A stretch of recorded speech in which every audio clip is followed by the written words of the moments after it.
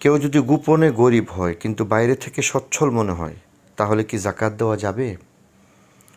সম্ভবত প্রশ্নকারী এটাই বোঝাতে চেয়েছেন, সমাজের মধ্যে এমন কিছু মানুষ রয়েছে যারা আসলে গরিব, কিন্তু সামাজিক অবস্থান চলাফেরা এটা খুব স্বাভাবিক মনে হয়।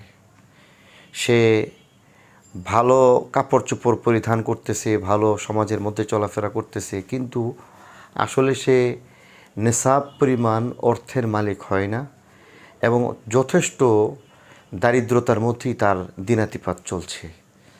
তো এমন মানুষটাকে জাকাত দেওয়া যাবে কি না?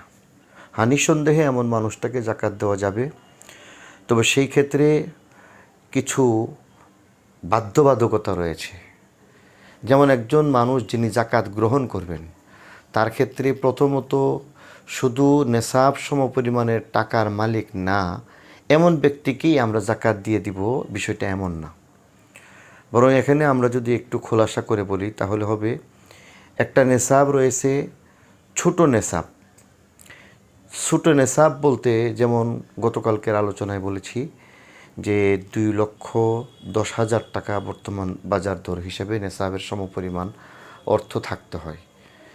কিন্তু একজন মানুষ তার এই সমপরিমাণ অর্থ বা সঞ্চয় যদি না থাকে, কিন্তু তার উপস্থিত টাইমে এই সমপরিমাণ টাকা আছে, বছর পরিক্রমার ছাড়াই তার কাছে বর্তমানে ইনস্ট্যান্ট তার কাছে সেই টাকাটা রয়েছে, এমন ব্যক্তিকে জাকাত দেওয়া যাবে না। অথচ একজন মানুষ যখন এই বছরে 2,10,000 টাকার মালিক হয়, তার জন্য জাকাতটা ফরজ হবে আগামী বছরে।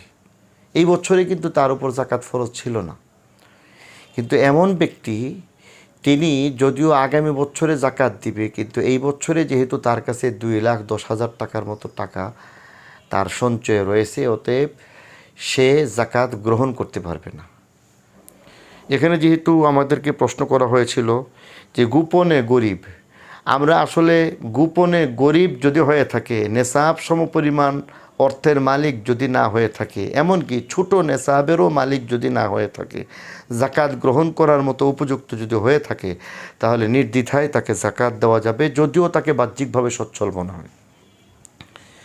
তাহলে আজকের প্রথম প্রশ্নের উত্তর হলো, গরিব মানুষ চাই প্রকাশ্যে অথবা গোপনে শরীয়তে যাকে গরিব হিসাবে আখ্যায়িত করেছে সে জাকাত গ্রহণ করতে পারবে এবং তাকে জাকাত দেওয়া যাবে, এবং এমন ব্যক্তিকে জাকাত দেওয়াই উচিত। কেননা তারা মানুষের কাছে হাত পাততে পারে না, অথচ তারা কষ্ট করতেছে। খুঁজে খুঁজে এমন দরিদ্র মানুষগুলিকে জাকাত দেওয়া এবং তার পাশে দাঁড়িয়ে যাওয়া, এটাই হচ্ছে মানবতার শিক্ষা, এটাই হচ্ছে ইসলামের শিক্ষা।